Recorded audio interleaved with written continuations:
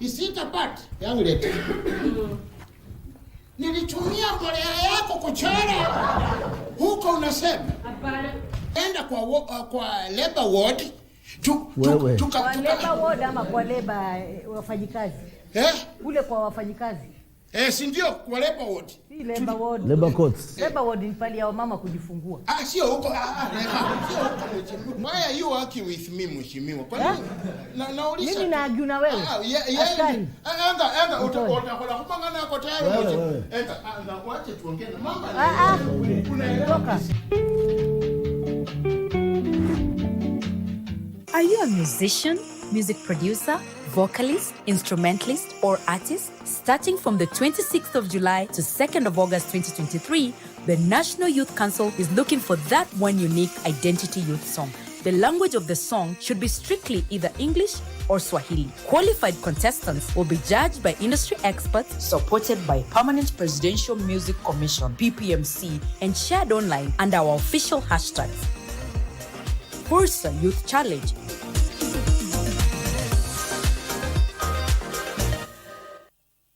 Ya Allah, taqabbal. Tusiwe ni wenye kuhukumiana na tusiwe ni wenye kujaji wengine, yani kuambia tuwa encourage watu katika kufanya ibada na kuomba msamaha na kurudi katika nyumba za Mwenyezi Mungu Subhanahu wa Ta'ala. Na vile vile pia mja anaweza kutekeleza vitendo vyema sana mpaka akawa karibu sana na janna, lakini akatenda kiovu kimoja ambacho kinampelekea kupata adhabu ya Allah Subhanahu wa Ta'ala na kuingia katika jahannam.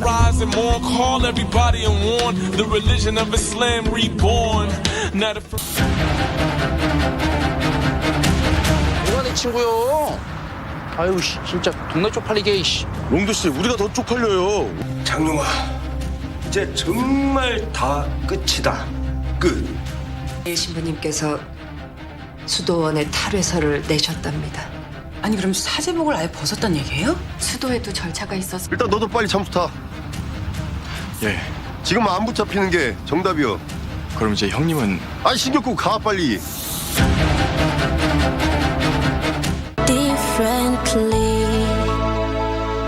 Mimi wakati nilipata huyo mtoto wako special, sikuchoka na yeye.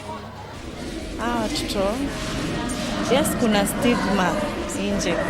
But ukijipenda, upende mtoto wako, pia utapendwa. Kwanza stigma ni mbaya sana. When a parent of a child with special needs is stigmatized, they prefer to hide the child. Something like hearing, who would have thought that you can actually stop hearing? Cerebral palsy, it's a condition, it's not a disease. Differently abled. Kiswahili kitukuzwe. Vazi bora tunataka la heshima na nidhamu. Porojo zenu ondoa, hatutaki unafiki.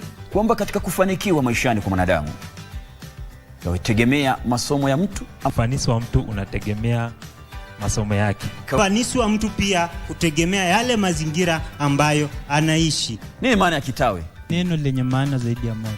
Neno lenye maana zaidi ya moja. Amepata makofi kwake. Pale ambapo utapata mwanafunzi amekuibia maazimio ya kazi, utafanyaje? Basi utatumia andao la funzo kuweza kujitayarisha kwa kile kipindi ambacho kinafuata. Shukran. Na ya Mungu muweza wa yote, aliingia rohoni mwangu, kanipa kutulia. What is endometriosis? What types are there? What are the causes of endometriosis? What treatment is there? Basically, a condition where you have location of the cells of the lining of the womb, yes, where you get menstrual flow coming out, but these cells sit in places they shouldn't. When they are sitting in the wrong places, then we use the term endometriosis. And for me, it was very painful, cramping, to the point I always used to be rushed to the ER. It took about 14 years to get a diagnosis. Wow. The only way the doctor could help me understand what I was suffering with, was he told me my uterus was growing inside out.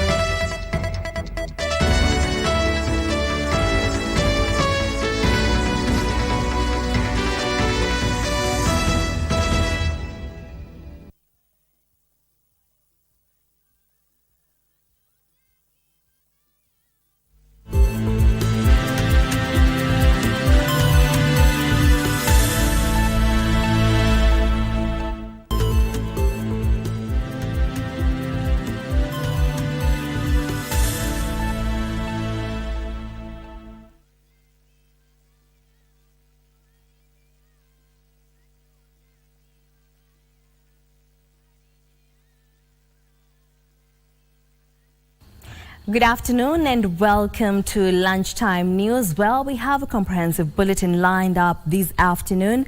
My name is Jackie Wambiru. Our sign language interpreter is Byron Abuli. And now, to kick us off, we shall be crossing over to Ndururi, where a boys' dormitory at Ndururi Mixed High School has been reduced to ashes and property of unknown value destroyed after a night fire, according to the Director of Education in Nyahururu Sub-County, Samson Mborogo. The fire started a few minutes to 9 p.m. while students were still in class. The band dormitory accommodates 210 students.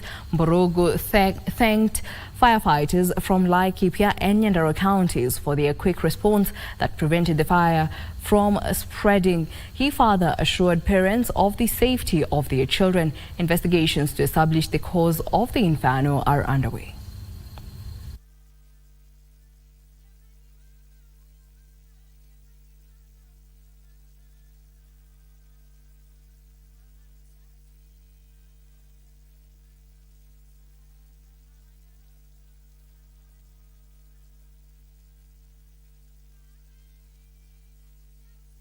Wakati janga hili lilitokea, wanafunzi walikuwa kwa madarasa na kwa hivyo hatujapata jeraha yote. Wanafunzi wote wako sawa na tumeweza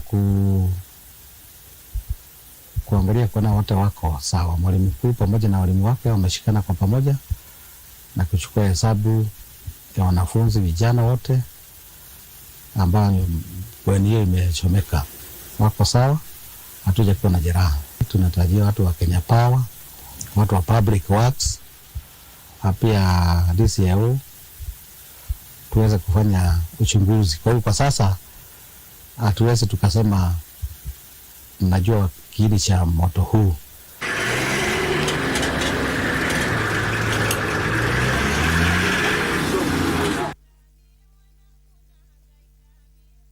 And now we cross over to Karisa Maitha grounds in Kilifi County, where President William Ruto is expected to issue at least 7,000 members of the Pemba community with national identification documents, this including national ID cards, birth certificates, passports. At the same time, he will issue title deeds. Now we link up with our reporter Zainab Said for an updated report. Zainab, kindly bring us to speed.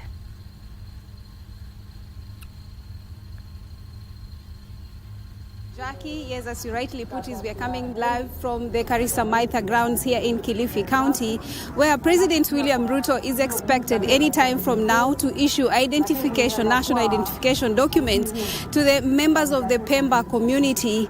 This meaning that they'll be recognized as one of the ethnic community in the country. Now, among the documents that the members of the Pemba community will be issued today are the national identification card, passports, and also birth certificate. But also the president will issue title deed to some of the members who are also residents of this Kilifi County.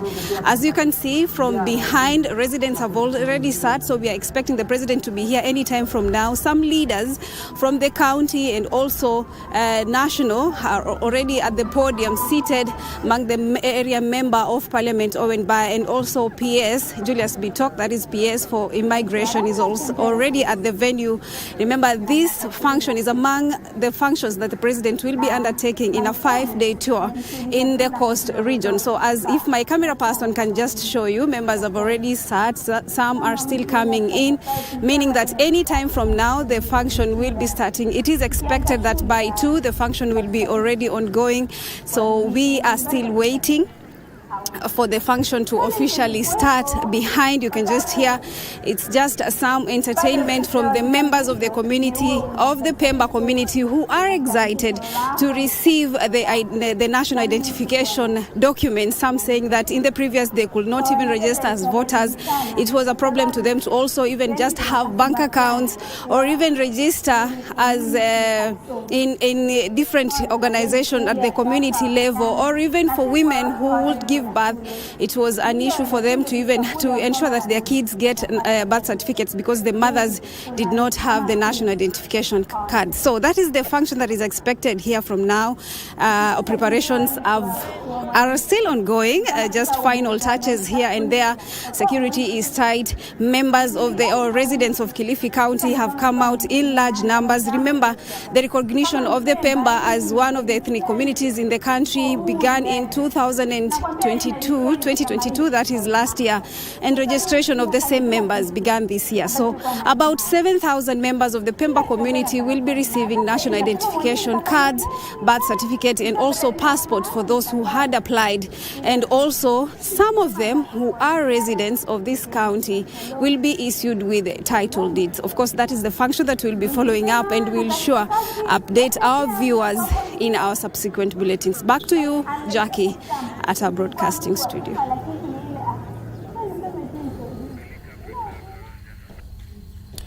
Well, that brings us to the end of that link where Zainab Said is in Kilifi County, where President William Ruto is expected to issue at least 7,000 members of the Pemba community. And now, as we traverse on news-making headlines across the country, we shall be joining our reporter Caroline Jenge to give us an update. Carol? Ask a few questions. I'm saying call him, call Koe. Carol, if you can hear me, kindly bring us to speed on the developments happening on the side where you're at.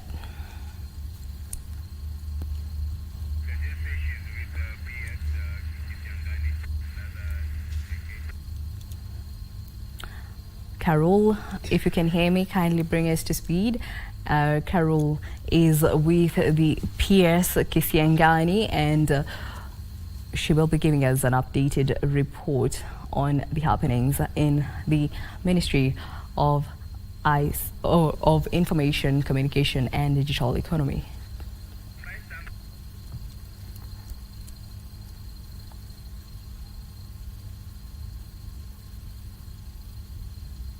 For joining us right here at the CA headquarters, that's Communication Authority headquarters, where the principal, that is a PS for telecommunication and broadcasting, PS Kisiangani, together with his team, has been going round to just assess the situation when it comes to these cyber attacks that we've been seeing in the last 1 week. And although the situation has been arrested, the government has been keen to ensure that these cyber criminals, when it comes to hacking, have been taken, have been arrested. This has seen the PS to come here and explain to us what has been happening when it comes to some of these cyber attacks. PS, thank you for joining us. Maybe you can tell us the magnitude of these cyber attacks that we have been seeing in the last 1 week. Well, the attacks were huge, but the impact is not big. Whoever was attacking our systems launched missiles in the military sense, but most of them didn't land. So our systems are working. Where there was a small hitch, we have restored all of them. There is totally nothing to worry the country. Our country is safe. We came here at the Communication Authority on a routine check to just see how our troops are working, and they are ready. They are in charge. The public should just understand that these attacks you see are not unique to Kenya. There are all sorts of attacks in the United States, in Britain, and but the most important thing is whether the country has the capability to deal with the attacks. We can't stop those attacks from coming in. Do we have the capability? Yes, 100%, probably 110%. So the public shouldn't worry about it. There could be a lot of rumors about what has happened. No, you wait for statements from government, from myself. By the way, the government spokesman sits in my office. So when I speak like this, I'm speaking on behalf of government. So there is no need for panic. The systems are working. Where there were hitches, by tomorrow everything will be back. So the attacks were huge, but the damage was very small. I know Kenyans out there are worried about the data breach or their data being breached. What would you tell them so that you may ensure that they are... I think without going into details, Kenya government is a government which is very disciplined, and it has a lot of systems. We have backups for our data. We have several centers for securing our data. So there is absolutely no worry about the data. So far where I am now, where we have reached, there is no destruction of data anywhere which has been reported. So again, those who have stored data in different places, either private or government, everything is safe. Okay, and what does this say about the cyber security infrastructure as a country? I know it's a worry that most Kenyans have right now. I think some people worry too much, and they worry from a point of ignorance. The truth of the matter is that the government knows the importance of cyber security to its economy. So the infrastructure we have is good. It's great. It meets international standards. If you walk around here at the CA and many other places, even when you go to our military everywhere, you look at our infrastructure, it's good. But as time goes on, we keep upgrading, and we must upgrade. We must be ready to innovate. We cannot sit back and say the infrastructure we had 10 years ago will continue working for the next 20 years. Our job as government is to make sure we upgrade this infrastructure every other time, and whenever we have threats like this, missiles being launched, we must upgrade our infrastructure to secure our data, to secure our systems, and that's what we are doing. The government has enough resources to do that, so no need for worry. Is there any policy and legal gaps that maybe your ministry as well as the PS for Tanui can intervene when it comes to such kind of situation? Of course, we can keep improving on policy. Things are changing. If you attend UN conferences, they are always upgrading their thinking around the cyber security. They are upgrading they are thinking about internet trust. Many things are being thought out. And so whenever new challenges come up, then you see that as a policy gap, you address them. But for now, we have enough guidelines in place to make sure that we work well. But that does not mean that we cannot improve. As things come, you can see from our perspective as ministry, many things have come up which were not there. Artificial intelligence, for example. When AI comes in, you have to change policy. So we are looking at our structures, our portfolio, our responsibilities to the country, and whenever need comes, we shall change. So they are obviously there. We are not a perfect system, but they are not the things that you can really worry for now. But wherever they come up, we shall inform the public and we work on them. After all, whenever we make those changes, we ask the public to participate. So we shall not do things secretly. Okay. And we have nothing to hide. So going forward, the situation will be checking. I want to assure the country that as PS for broadcasting and telecommunication, and on behalf of government, everybody, our visitors, our citizens, everything is safe. There is no need to worry. Just recognize there were attacks, but most of those missiles didn't land. So we are safe. Yes. Thank you, Boda PS. But Adiji, if I may ask you just a few questions. I know you have taken the PSs through a routine checkup to see the system. I'd like us to paint a picture for us in terms of detection of the attacks that we see, maybe on an hourly basis or rather maybe on a daily basis. Now, here where we are standing, we have a framework of operation we call the National Computer Incident Response Team. Basically, it's a multi-agency team that brings together different actors within government to be able to detect and prevent potential cyber threats that we see. So the infrastructure that we have here and the human capacity that we have here, on a 24-hour basis, we monitor the cyberspace. And on a daily basis, where we see there are critical risks, we are able to identify those risks and we're able to share with the relevant agencies for purposes of action. So if you look at the last 1 month, I can say that we've had up to 11 million attacks in the last 1 month. And it happens normally. As the peers have said, so when you have 11 million cyber attacks targeted on Kenya, is Kenya prepared to deal with them, to mitigate any negative impact that is likely to arise? And we can say that on a daily basis, we do that, and that's why this digital space has been operating efficiently and effectively.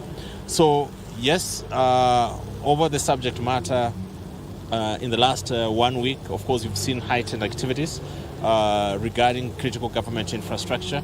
But as the peers have said, we are happy. We've actually turned the corner.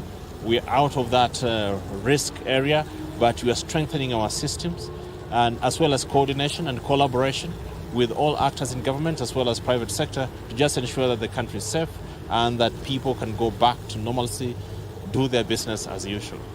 Thank you so much. Well, that has been the Director General for Communication Authority right here with the PS Telecommunication and Broadcasting, speaking to us about what we have seen in the last 1 week, when we have seen various government platforms being hacked, or rather trying to hack some of this. And you've heard from the ICT Ministry saying that no information has been breached and they have been able to arrest the situation. Back to you in studio.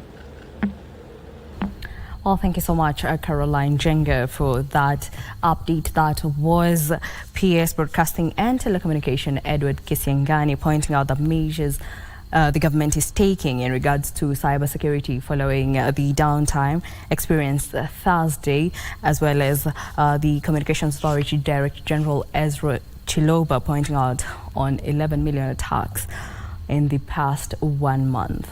Well, now I move on to other news, where residents of Mukogodo East in Laikipia North have called on the government to expedite the ongoing operation to flush out bandits from Mukogodo Forest. The government, through the Ministry of Interior, ordered everyone to move out of the forest so that they can start the operation. But these affected even residents who have been living in the region since time immemorial.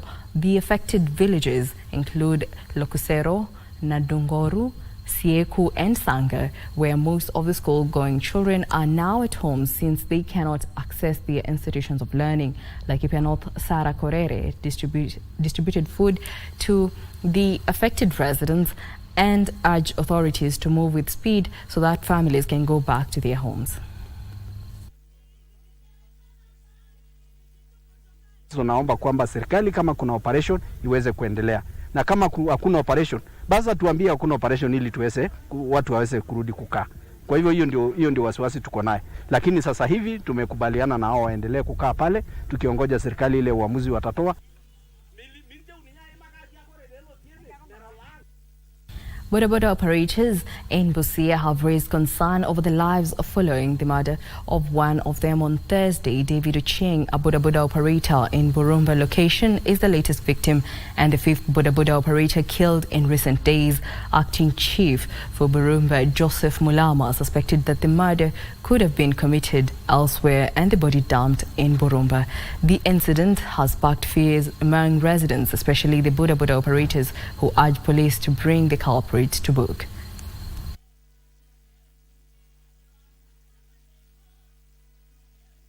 Jumamosi iliyopita kuna mmoja ambaye aliuawa pia na tukapata mwili umetupwa pale Tobelesia Bridge, sehemu ya Burumba D, na hatukujua ni mtu kutoka upande gani mpaka hapo jana ambapo mwili uliweza kutambuliwa na familia yake kwamba ni kijana kutoka sehemu za Teso.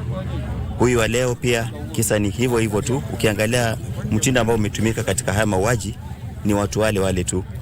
Kuna hali ya usalama ambayo inaleta hali ya tafaruku kidogo, na eneo la Burumba ni kama limeanza kutumiwa kama ni dumping site. Wanachukua kwingine alafu wanakuja kutupa huku. I kindly request and I give an order that from today mwache to suspend haya maneno ya operations za usiku until hii maneno ya security ya Busia irudi normal. Nimestuka sana, huyu boda amewawa, na juzi tena tulikuwa na mwingine pale Burumba C tena amewawa. Sasa kitu ile iko kusema ukweli Hata mimi nashangaa vijana wenye wanaua au wenzao boda. Nataka haki itendeke. Our business to maintain law and order, to protect life and property, and we are going not to relent on the same, and we are not going to condone. We are going to pursue them, and we shall leave no stone unturned. In other news, Kenya will continue working with the U.S. government to strengthen its laws and regulations on money laundering and financial terrorism. Speaking after a meeting with the Undersecretary of the Treasury for Terrorism and Financial Intelligence of the United States, Brian Nelson, at State House, Mombasa, President Ruto said a firm regulatory and administrative enforcement on the source and flow of illicit funds will effectively promote integrity and stability in our financial system, thereby spur economic growth.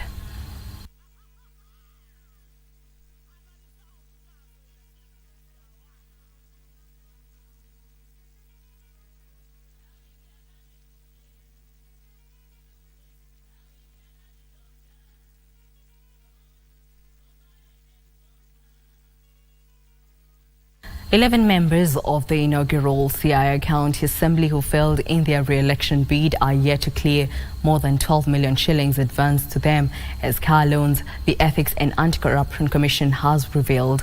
According to the EACC, staff at the county executive further owe the government more than 61 million shillings as unsurrendered interest for a period dating back to the financial year 2019-2020.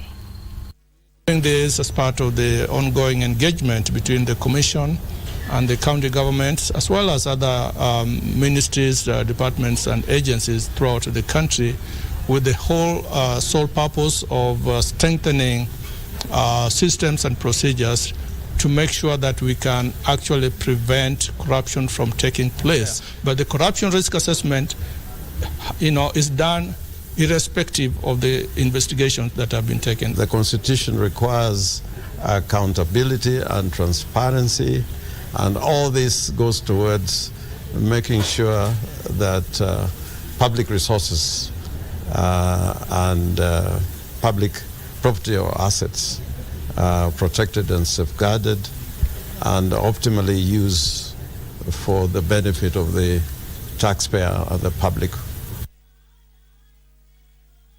A section of a civil rights organization now want the government to prioritize matching DNA samples of the Shakahola massacre bodies and their relatives so as to help them identify their kin. Led by Haki Africa, the organizations noted that the piling up of bodies could soon pose a great challenge to morgues in Malindi, which are almost full.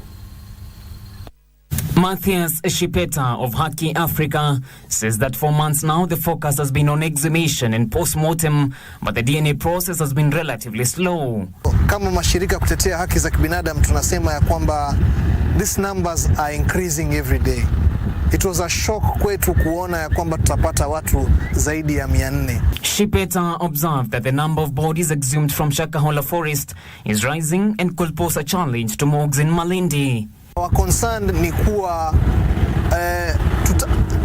bado ile mili itakuwa ni mingi na itakuwa hakuna mahali ya kupeleka mili ile, kwa sababu ile storage facility ambayo iko hapo Malindi kutafika mahali itaweza kuwa imejaa, na tunavyozungumza tayari kuna dalili ya kwamba imeanza kujaa. The fourth phase of autopsies is underway, and on Thursday, pathologists conducted 12 postmortems.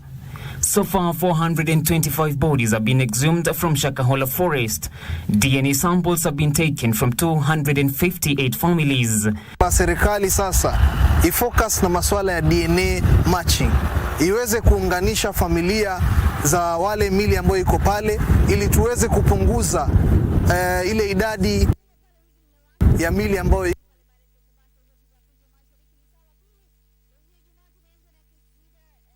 sehemu ile ya Malindi. Kwa sasa pia jambo hili linaleta health hazard pia kwa wakazi wa Malindi. John Kahiru for Lunchtime News.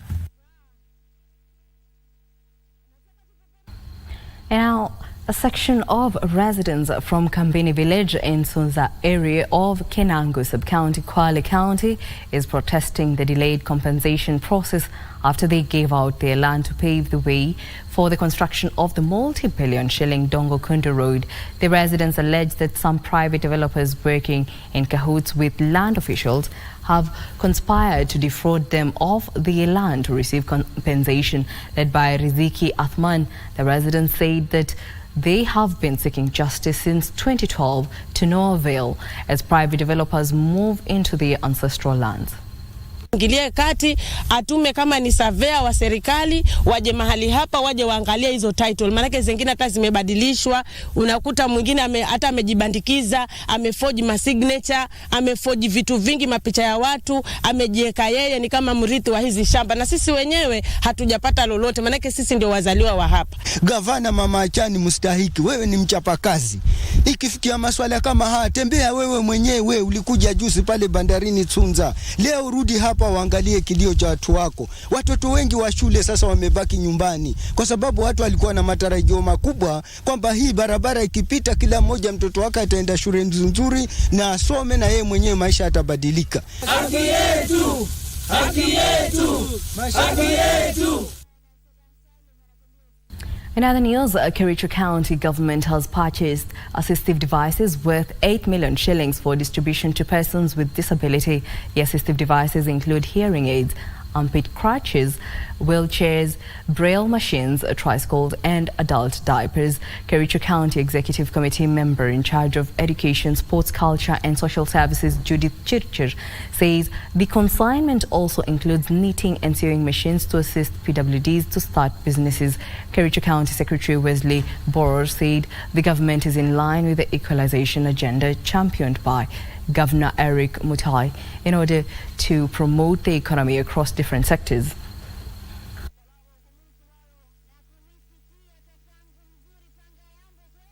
We are very happy today. We have received items worth 8 million Kenya shillings, and they are going to be distributed within the county for the persons with disability. This is in line with the equalization agenda for His Excellency the Governor by promoting the economy across the different sectors of our team.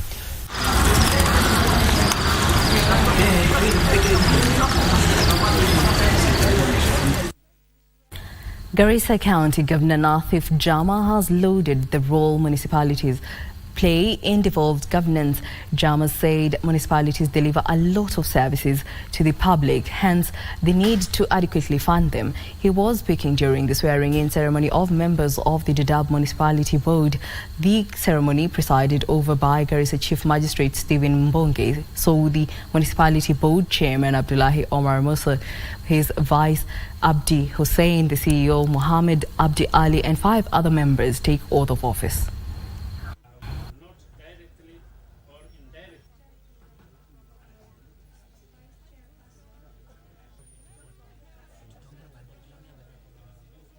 I feel extremely happy that we are proceeding along this course, and I've no doubt the values of what we are doing will be realized sooner than later.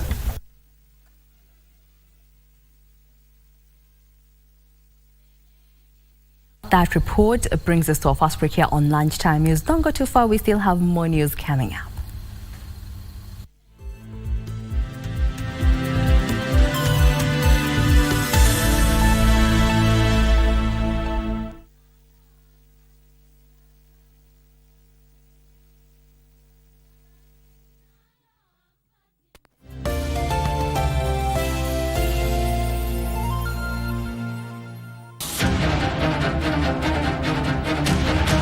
친구요.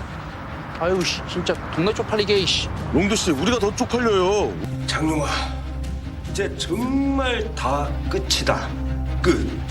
신부님께서 수도원에 탈회서를 내셨답니다. 아니 그럼 사제복을 아예 벗었단 얘기예요? 수도에도 절차가 있어서. 일단 너도 빨리 잠수 타. 예. 지금 안 붙잡히는 게 정답이요.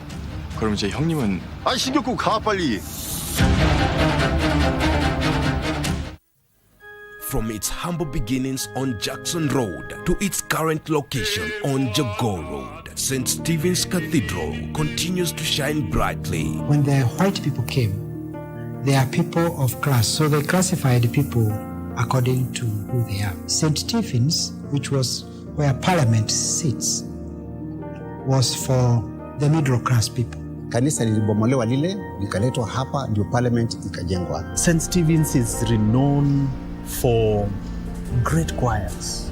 Over the years, St. Stephen's was also known as the largest church by then. Join us this Sunday for a special service as we celebrate the remarkable legacy of St. Stephen's Cathedral, live on KBC Channel 1 from 11 a.m.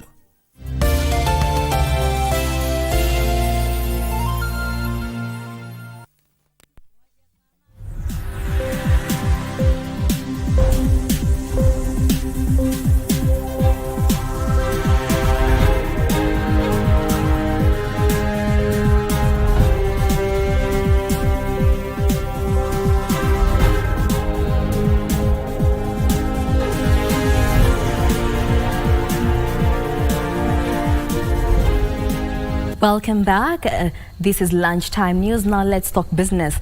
Kenya is in talks with Russia to promote trade barriers that have inhibited Kenya exports to the European country. Even though Russia is the 5th largest buyer of Kenyan tea, the volumes are low at a paltry 3.6% based on last year's figures. On the sidelines of the Russia-Africa Summit, Betty Kiptum spoke to Gatundu South Member of Parliament, Gigi Kagombe, about the negotiations, and this is how the conversation went. Tea worth 5.1 billion shillings to Russia in 2022. This particular value is just 3% of total exports by Kenya to the rest of the world, and Kenya of course is keen to increase this particular tea exports. Parliamentary representatives are here to make negotiations on just how to ensure that tariffs are being removed to enhance the trade of tea, and we spoke with Gigi Kagombe, who is the Gatundu South Member of Parliament, and this is what he had to say. We have been able to have some negotiations with the parliamentary system because with Parliament, or rather Duma, the Russian Parliament, and mainly is about trade and many other areas of collaboration that we could have between Africa and mainly Kenya and Russia. So mainly what we expect is that we have had a lot of trade barriers, both tariff and non-tariff barriers, that have been affecting our trade between Kenya and Russia. I would specifically talk about tea. And you know, back in the country, we've been saying that we want to make sure that in the next 5 years we are exporting 40 to 50% of our tea as value-added tea. And one of the things that I find here is that we are subjected, our tea is subjected to 12% taxes if we allow, if we package or if we value add before we export here. And you know, we also buy a lot of fertilizer, especially for that same tea from this area, because we buy chemically compounded fertilizer, and we do not subject it to such barriers and such trade barriers and such taxation that prohibits its importation into our country. So such are the issues that we've been discussing, and what we expect is that Russia, as a bigger brother within the Eurasian system, the trading bloc, are able to negotiate on our behalf within the bloc that includes many other countries like Belarus and others around these areas, so that we are able to expand the market here for our produce, including tea, avocado, flowers, and many other produce, even coffee, that we bring here, so that we are able to open up our markets into this space. We had very little tea coming here, and all the tea that had actually come here, because I was here in March, and I went through the markets and went and found the people who sell the tea and brand them as Kenyan tea.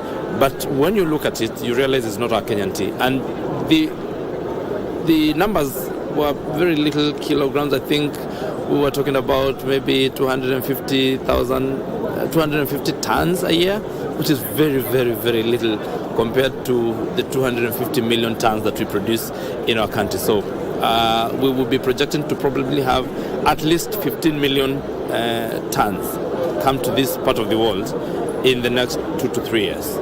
With a projected target of 15 million tons of tea exports to Russia in the next 2 to 3 years, of course it will be very pertinent for Kenya to ensure that those trade barriers are removed and tea exports are enhanced. Reporting from St. Petersburg in Russia, my name is Betty Kiptum. Well, thank you so much, Betty Kiptum, for that report. Now we cross over to Teleposta Towers, still on cyber-related matters, where O'Brien Kimani is having a conversation with the PSICT and digital economy engineer John Chanui on matters cyber warfare. Now, O'Brien, take it away.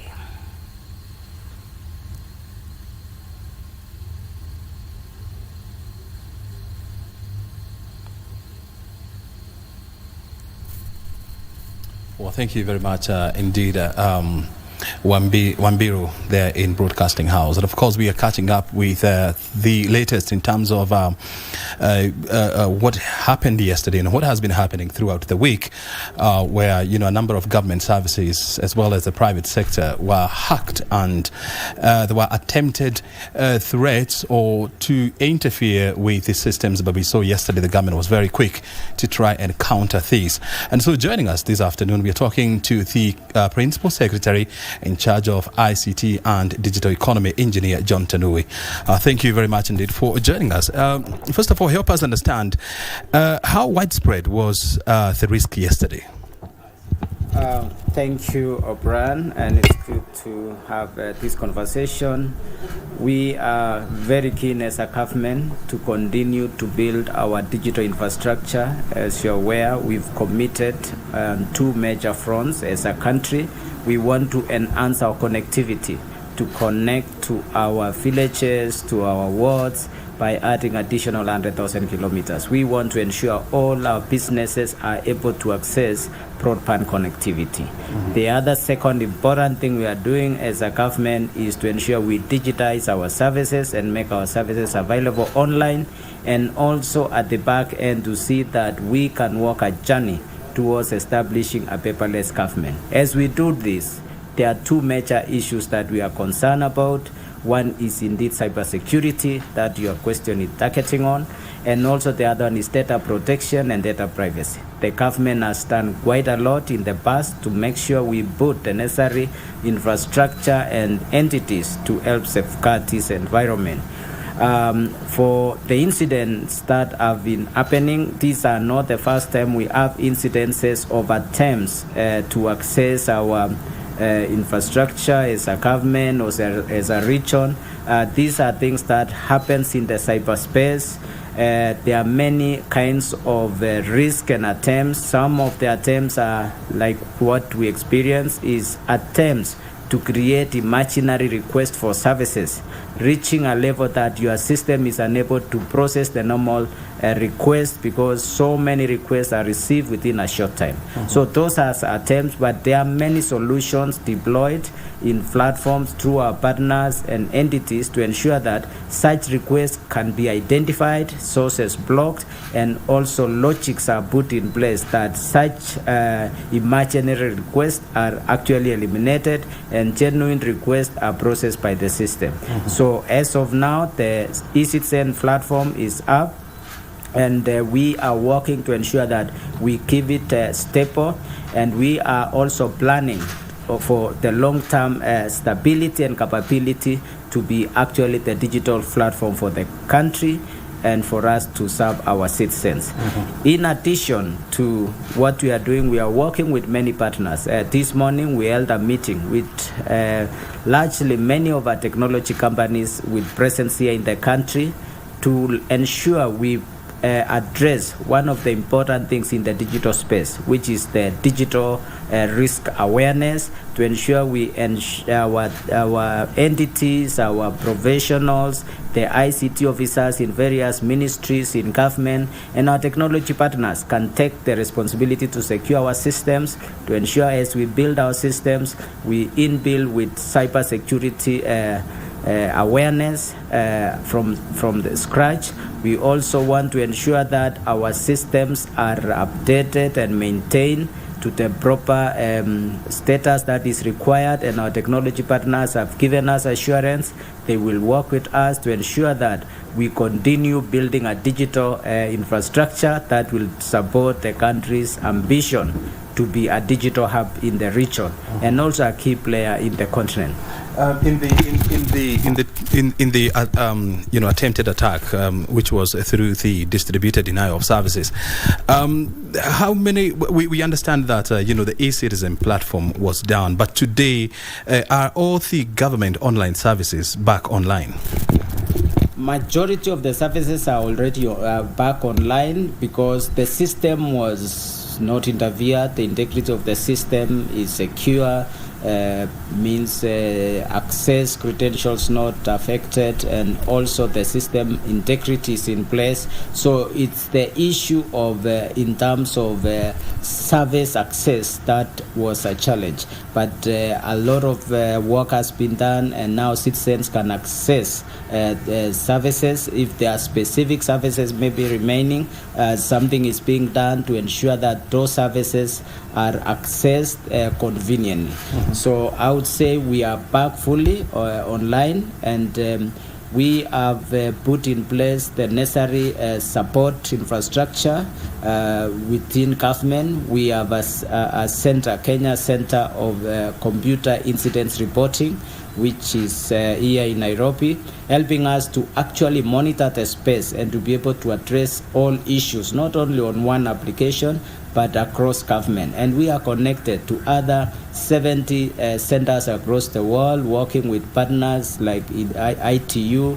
We have also partners in other jurisdictions, because these issues of cyber attacks, cyberspace challenges, and incidents is not limited to one country. So it's a global approach. We adopt a global approach to ensure we address these issues. As you mentioned, one of the issues could be denial of service, like what happened. There are other issues that we've seen in the past, even in other countries, where websites are infiltrated and they give wrong information or put wrong images. We've seen also in other regions where maybe systems are compromised and access rights are taken, and even data lost. So these are the realities of the digital space, that such issues can happen. But as a country, we are emphasizing on skilling our people to ensure we have a very skilled team to work with us. We are enhancing collaboration between us and the technology companies who provide us with solutions, and putting also clearly our engagement with our technology partners to ensure that every technology and application they provide to government or our private sector, to ensure vulnerabilities are addressed, and ensure that also the skilling is addressed, and also not to deliver a solution in isolation or in silos, to ensure the whole ecosystem is looked at so that we continue to secure our digital space. Yep. This country has a huge opportunity to reap much from the digital space, and so we should be looking more on how we can fast track our efforts to grow the digital space, but at the same time building the capabilities of securing this space. And of course, this morning, and of course part of this afternoon, we still have people who are yet to succeed in accessing some of the e-citizen services. Well, that is a PS ICT and Digital Economy Engineer John Tunui shedding a light on the downtime experienced Thursday, pointing out the measures the government is putting in place to enhance cybersecurity. He says that necessary support and infrastructure has been rather put in place to address cyber warfare. We shall be keeping you updated in our subsequent bulletins. For now, we move on.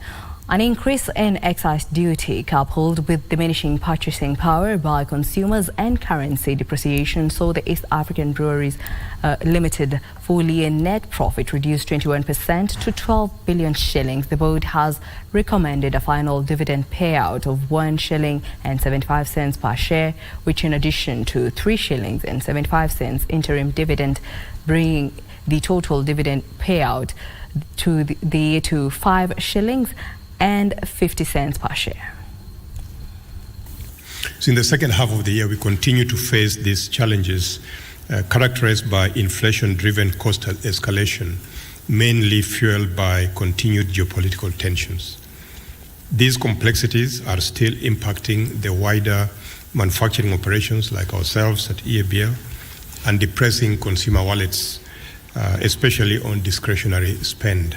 Slow economic growth and pressure on real growth in consumer income has pushed the middle and lower income consumer globally, shifting consumption to more affordable products. From a regulatory perspective, if I think about the last 14 months, it is the highest tax excise we've ever seen for ourselves and the business. So if you remember, in June last year, there was a 10% on beer base, there was a 20% base on excise in spirits, and then over and above that, compounded by the inflationary increase, which was about 6%. So that compounding effect of excise was very tough, and there is no pricing. We tried to cover all the costs, excise increase, but it was very, very tough. East African Breweries Limited says premium spirits registered double-digit growth, while increased excise duty on glass at 25% and 61% on neutral spirits affected the sale of beers. This pushed up sales marginally from 193.8 billion shillings to 197.6 billion shillings, with Uganda and Tanzania registering growth while sales in Kenya reduced. So we saw our grain inputs, sorghum and barley, go up in price by 31%. Logistics costs driven by petrol and other factors grew by 14%. Profits dipped 21%, mainly on account of increased costs, with electricity increasing by 40%, while transport rose 14% as excise duty went up 17%. The listed brewer plans to increase sourcing of key raw materials such as sorghum and barley locally to lower the cost of production. To describe the costs side of the business as a very, very big storm that really hit us, and we were not able to cover a lot of these costs with our pricing, because obviously, remember also the next slide, remember the consumer was also going through the same stress. Regina Manyara reporting for Lunchtime News.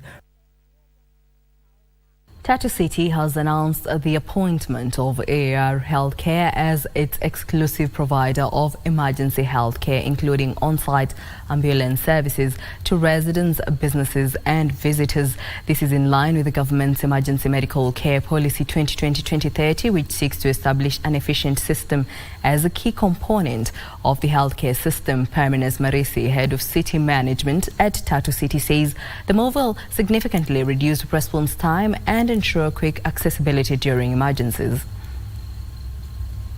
We envision building, supporting and building communities, and Tatu City is a huge community, and they have an ambition of focusing on good health and wellness, and that's what AR Healthcare provides. To be able to, of course, have the right partner, because we've had emergencies before, and therefore for us to be able to be more efficient, more responsive in terms of our preparedness, it was important for us to be able to have a partner like AR so that we can deal with these emergency services. The East Africa Portland Cement Company is banking its turnaround on the sale of its 900-acre land and securing the local commercial clinker market. Among key challenges the cement processor has been grappling with is low production occasioned by frequent breakdown of the processor and insufficient working capital. Speaking during the induction tour of the new board members at LBC Limestone Mines, East Africa Portland Cement Company Managing Director Oliver Kirubai said the listed cement maker is counting on the support of the government to recover cash owed by some government agencies, such as the National Land Commission, which we are working with the central government to allow us to convert this huge asset, to liquidate it so that we're able to get working capital. And already systems are roaring. Everything is getting in place in a very good way, especially as far as acquiring money from these assets is good. He welcomed the implementation of the 17% excise duty on imported clinker, noting that it will improve profitability by encouraging cement makers to purchase locally manufactured clinker.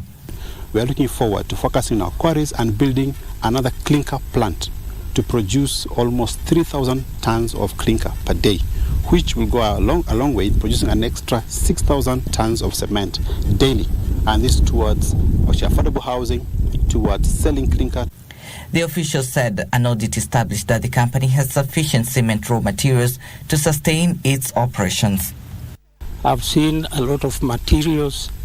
It's only that the company did not have enough finance to be able to mine up to the capacity.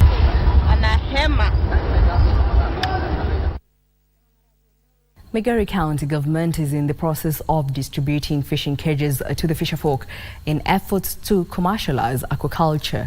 Migori Beach Management Unit Chairman Julius Othiambo says reduced stocks in Lake Victoria has negatively affected livelihoods, hence the restock to the lake. To increase fish production in Lake Victoria have been intensified through the uptake of cage fish farming. As a result, the mushrooming of private fish cages on the lake is backed to effectively increase fish supply. We are also rehabilitating the fish processing plant at Rongo, a place called Opapo. And we intend to resource ourselves by finding credit and support to the fishing community. Fish farmers have been encouraged to leverage technologies that will aid in bridging the gap in fish produced from the water mass.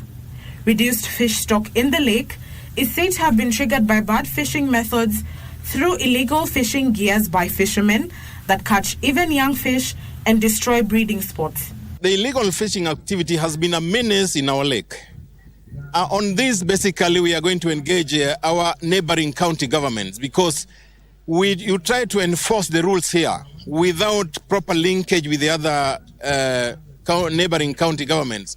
If you close the lake or you put strong rules and the other side is not putting the same rules, then it becomes an effort in fertility. Additionally, the county government of Migori has committed to providing life-saving jackets as a means to avert disaster responses.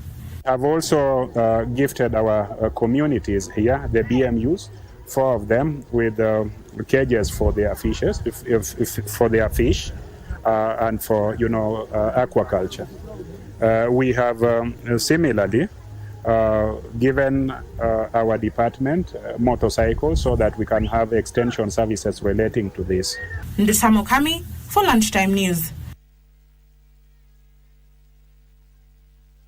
Arab African International Bank, one of Egypt's prominent financial institutions, has issued a savings certificate denominated in Egyptian pounds with a record return of 40% over a 3-year period. This comes on the heels of Bank Misr and Commercial International Bank launching new dollar-denominated investment certificates with returns of up to 7%. Here are the details of these and other stories in our business roundup. Egypt's financial services sector is witnessing significant efforts to attract deposits and encourage savings through competitive certificate offerings. These moves come amidst Egypt's commitment to managing economic challenges and ensuring the stability of its financial systems. The introduction of high-yield savings certificates reflects the confidence of banks in Egypt's economic prospects. Such measures demonstrate the resilience and adaptivity of the Egyptian financial sector in navigating uncertainties and fostering economic growth. Elsewhere, Malawi's Ministry of Mining is optimistic about the sector's contribution to the gross domestic product of between 10 and 20% in the medium to long term. Malawian officials say the growth of the mining sector will depend on the contributions from other sectors. Tax incentives, establishment of mining and minerals regulatory authority, and earmarking some roads to potential major mining projects for upgrading are among the measures to drive the growth. Mining is one of the priority areas under the industrialization pillar in Malawi's effort to achieve upper middle income status. Finally, the World Bank Group has asked Nigeria to take measures to reduce the government's borrowing from the Central Bank of Nigeria as part of an effort to address inflationary pressures on the economy. These measures are aimed at curbing the increase in the money supply and in turn reduce inflation. The measures are also expected to reduce the expenditure on cash transfers in comparison to the resources freed up.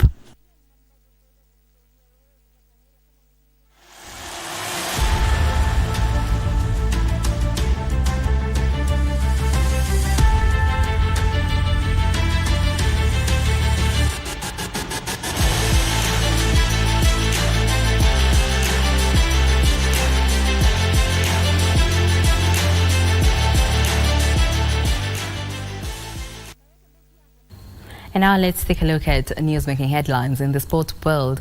South Africa picked the first point early today at the Women's World Cup in New Zealand after drawing 2-2 with South American side Argentina. South Africa will face Italy while Argentina will take on Sweden tomorrow in the last matches of Group G.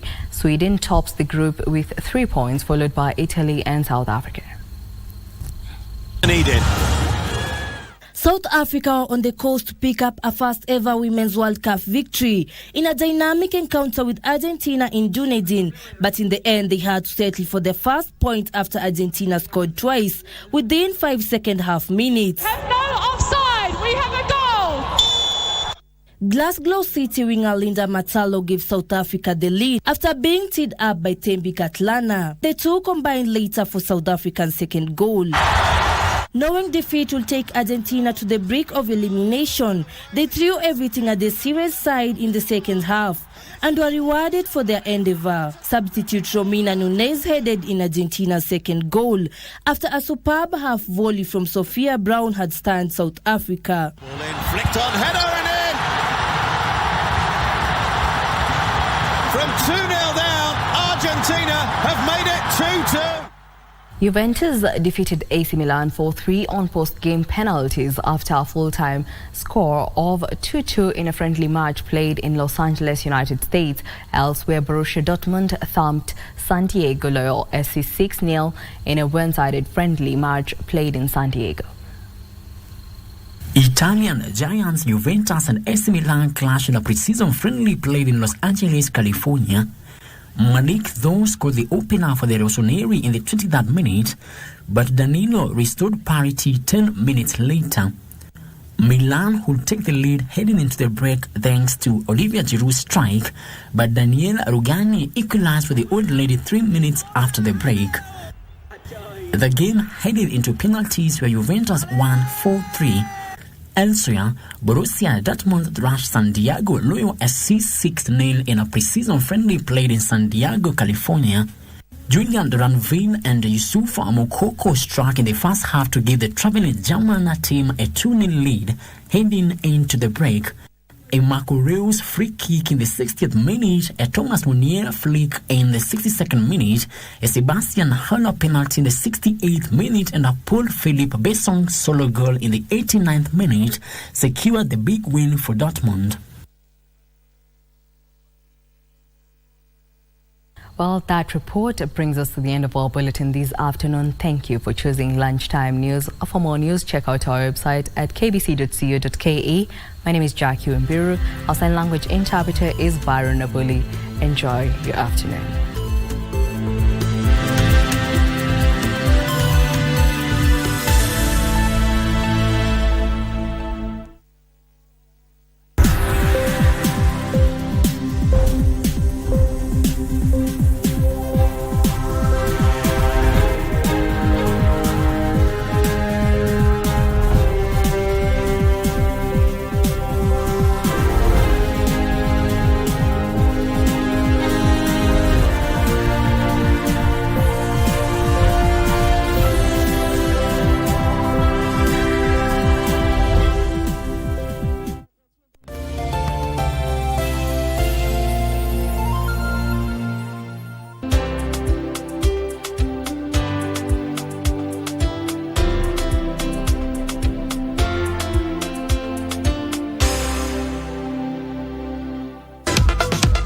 The stage is set for a showcase of global talent as Kenya hosts the World Rugby Under-20 Trophy for the second time from the 15th to 30th of July at the Nyayo National Stadium.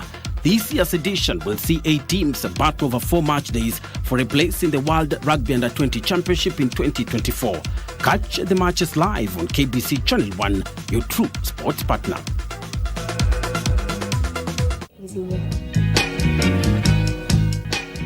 No member of this family should be working for this company now. And who else to trust if not family? Are you one of Joel's sons? I need you to keep a close eye on Nick. I don't trust him fully. He's nothing close to the truth. Nick, baby. You've never been so big on character. What's changed? Can I talk to you in private? Yeah. You cannot protect us all the time. None of you can afford to be caught up in this mess. I can wash my hands and let you handle this mess by yourself with Akina Jazz and your teeth.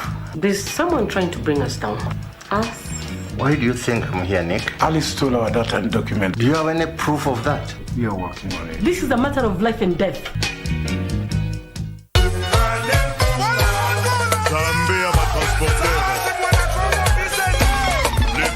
This is the way we're going to invade your sitting rooms once every week. Allah. And this is what we mean. The originals. Lipua Lipua. Veve Productions. Orchestra Kiam.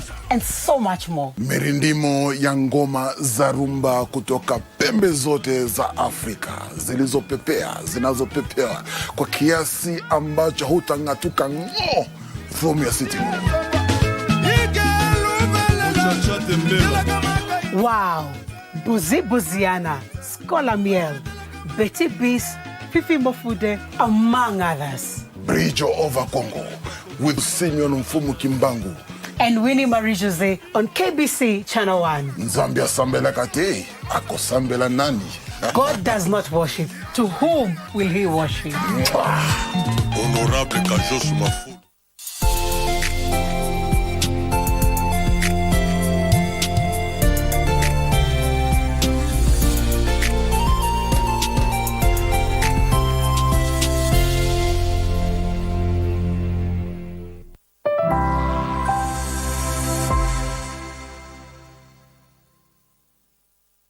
Hello to you, wherever you're watching from. Welcome to the 77%. This is the show for Africa's youth. Mijidisa Wohoye, Menso Mehoye. For those that have no idea what that means, I basically said, I'm doing good and hope you are too. That was Tree, a local language spoken in my country, Ghana. And in this edition of the show, we focus on how language can unite or divide a nation. I am your host, Eddie Micah Jr.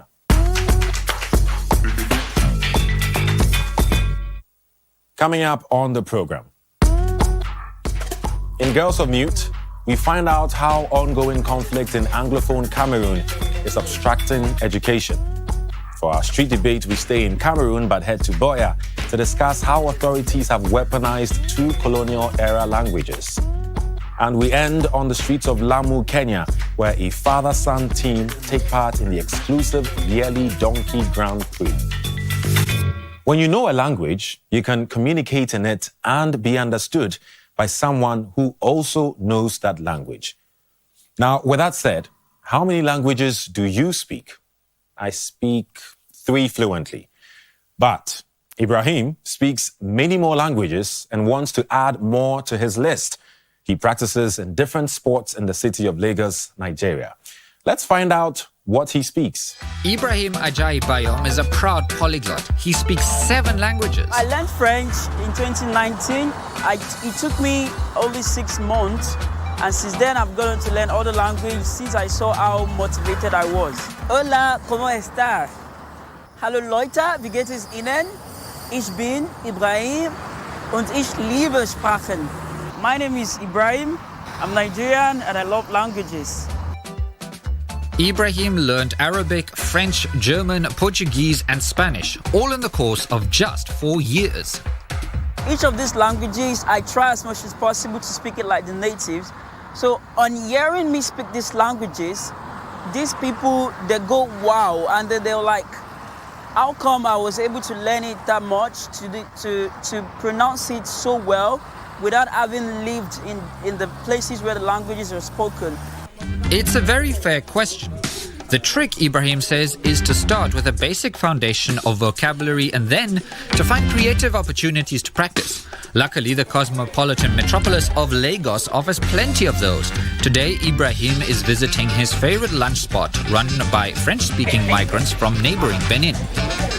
Bonsoir, ok. Bonsoir. Voilà, je suis de Riti. Ça fait une semaine que je viens, non? Oui. Ok. En fait, j'ai faim, alors je vous comprends le riz, c'est ça? Wanké. Oui, mon favori. Learning the language, you have to make some financial commitment, which doesn't come cheap to speak with. So, I had to spend some money, which I didn't really have at the start. But now, I've been able to use the language. So I can say I use the languages every other day. And also on my job, I'm currently a translator. I translate English to French to Spanish to Portuguese, and from German to English also. But all that hard work can build up an appetite. Before heading home, Ibrahim stops off for a shawarma at one of Lagos's many Lebanese eateries. Assalamu alaikum. Wa alaikum salam. أنا أريد شاورما من فضلك.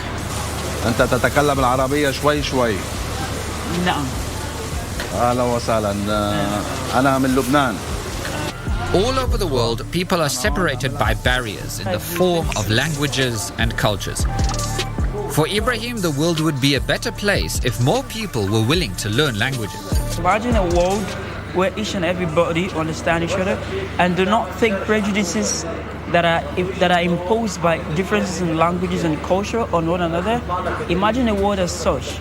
Imagine the opportunities that come from being able to work anywhere in the world, regardless of where you're from. That is the opportunities, and that is the power a language can give to you. While language can unite, it can also divide, like in the case of Cameroon.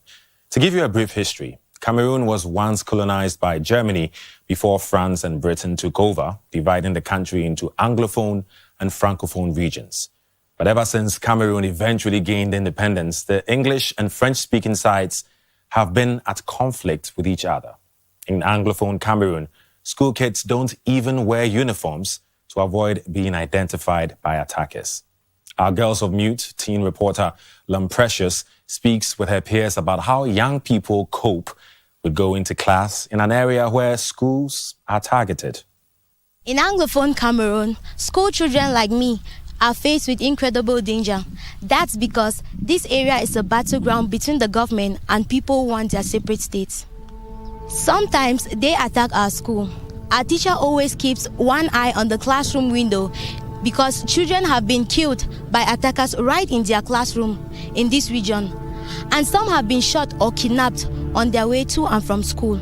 It has happened to some of my friends, and others have moved to other parts of the country to continue with their education.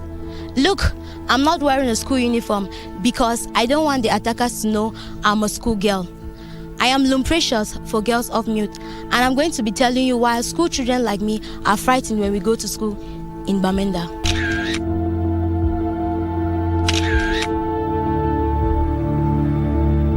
What do you worry about when you leave for school early in the morning? Let's start with you, Favor.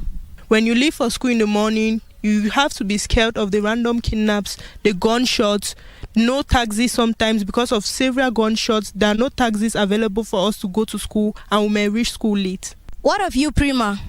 As for me, I would have loved to go to school with my school uniform and carry my school bag like other kids in Francophone region, but now I can't, and I carry my books in papers and go to school in fear. How does this constant danger affect your education? As a student of Form 5 and you're facing the GCE examinations, you have to be in school. You must be able to cover up your syllabus so as to meet up with the expectations of the GCE board. Because it's a general exam, they will not consider that the Northwest and the Southwest are in crisis, and don't set based to what they taught you. They'll set based to the syllabus you are supposed to cover. But the community here is not giving up.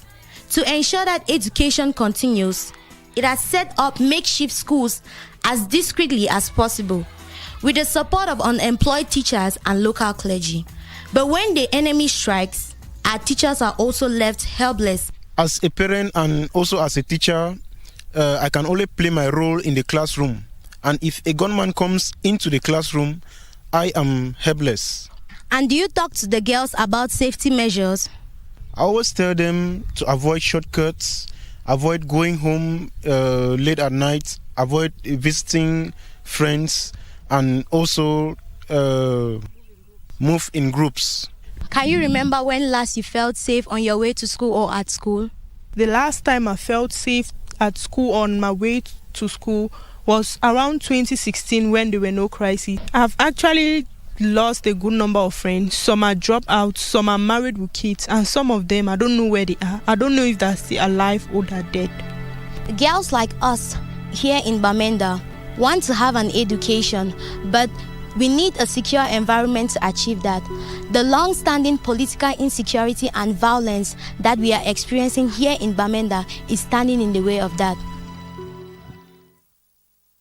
It's really sad, isn't it, that young girls have to suffer the tragedies of conflict, mainly because two colonial-era languages, English and French, have been weaponized by political authorities to divide Cameroonians. Let's find out how people in Buea, Cameroon, feel about the situation in our street debate.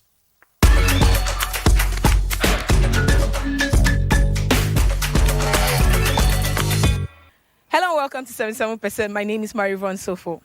Now, you're presently in the beautiful city of Buea, Cameroon. And for Cameroon is known as a country with two official languages, that is French and English. For a country with over 200 plus ethnic languages, this somehow doesn't sit right with some people, and we are here to find out why. I'd like to start with you, Barrister Leonga. Should we say this is a curse or a blessing for our nation? Bilingualism is more of an advantage, more of a blessing than a curse. But that notwithstanding, the nature or the approach that the youths are really being trailed into aspects of bilingualism makes it to be more of a curse than a blessing. Sally Georgette, you're a humanitarian and advocate.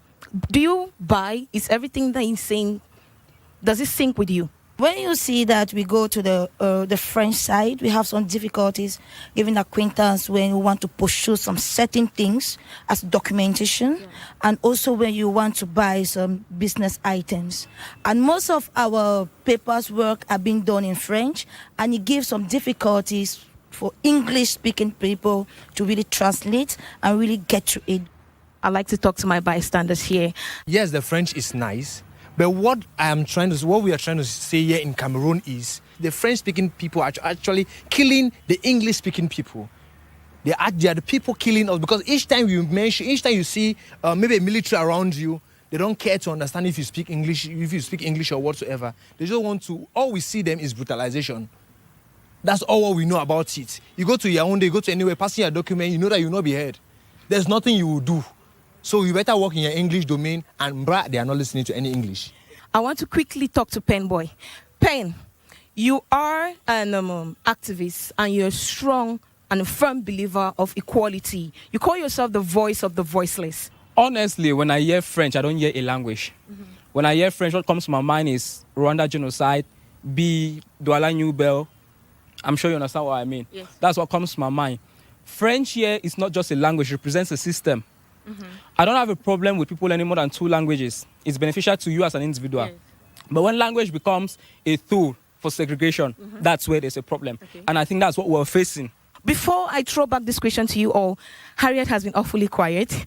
As a social worker, is this the reality in your workspace? Like the language, is it uniform?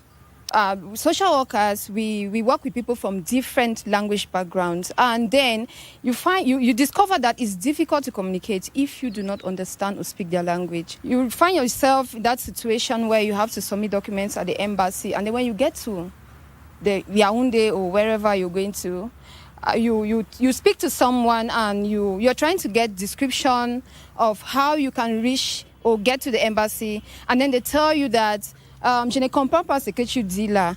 It kind of make you feel like, oh, so this bilingualism thing is just on one side. Now, you're into the government. You work with all of these ministers. Would you say for certain on 100 that all our ministers and the president himself is both English and French? Thank you very much for that question. But before you proceed, I first of all want to slightly disagree with my brother Penboy. Okay. He said something that when he thinks about French, he's thinking about genocide. I wanted to ask him, when he thinks about English, you don't think about the slave trade? Okay. When you think about the Bakossi people, you don't think about the Bakossi war? You know, we should be very objective. The individual Anglophone youth should make efforts to understand French. Why? Because the situation where we find ourselves, you have lesser opportunities if you can't speak French. That's the truth. So my brother Penboy, if I also think about English, I think about the slave trade. Now I want to talk to you, Pen. You were while the barrister was talking, you were nodding your head. Let me sort of answer her. The French learn English as a necessity. We the English people learn French as a way to survive. Why do we always have to be in a position where we have to use French as a password to survive in this country? That's my problem. It's a blessing for the nation, but the nationals or the citizens have made it a curse to them. Yes, talk to us. Cameroonian people in general do not have any problem mixing themselves, coming together. Yeah. Socio-culturally, in the market, or when they meet themselves in the society. It is about the institutions. Why do I accuse the institutions? Those who are in the system as the party in power and those who are appointed as the various ministers do not care about the other language. They keep it aside at the courts, they keep it aside in the schools, they keep it aside in the markets, and they create the psychological stigmatization of the minority group of people whose language is supposed, as they claim, to be the superior language in the world. But when it comes to their country, it is the inferior language in the country. This is where the problem is coming from, you know. So the political setup is the problem. We've talked about inclusion. How about the implementation? How is it happening? In terms of implementing, you see, if you look strictly on government program in terms of inclusion, like he said, like to enable the youth to be bilingual, to be able to speak English and French, you discover that we have language centers in all the regions. We have 10 language centers wherein you can register and you access the other language. That's not a problem. He's trying to expand his market. Now you're talking about it. It's a problem. So it's a problem. It's a problem.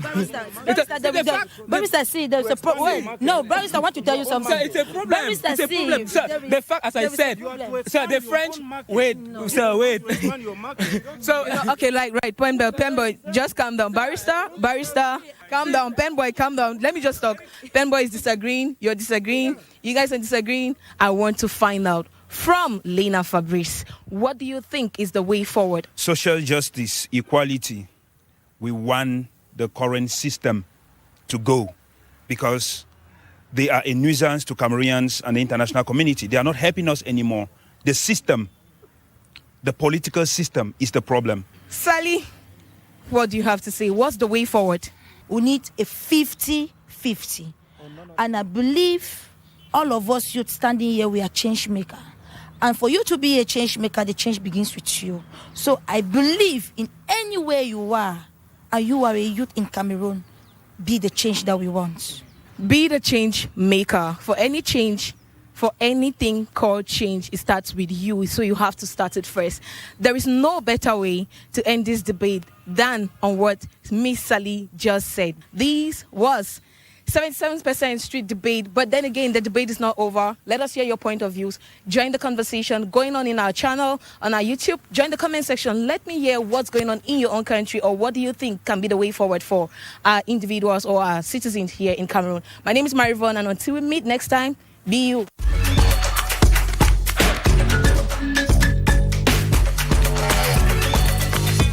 Now, I would like to acknowledge the bravery of the Girls Off Mute and Street Debate team who went through the challenging environment to report on what's happening. Kudos, guys. Now, you can watch a longer version of the debate on our YouTube channel, but don't forget to share your thoughts with us in the comment section.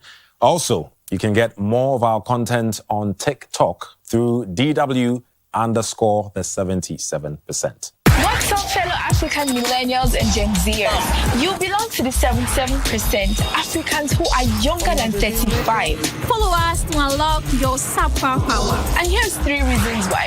1, we're not here to tell you what to think. We are here to help you make up your own mind. We are here to amplify your voice. 2, we cover all the topics that matter to you, from taboo topics to news, culture, and entertainment. Let's shape the future of Africa together. Become a part of our community, like and follow us. It's time for us to take the center stage, and we're here to make sure that your voice is heard.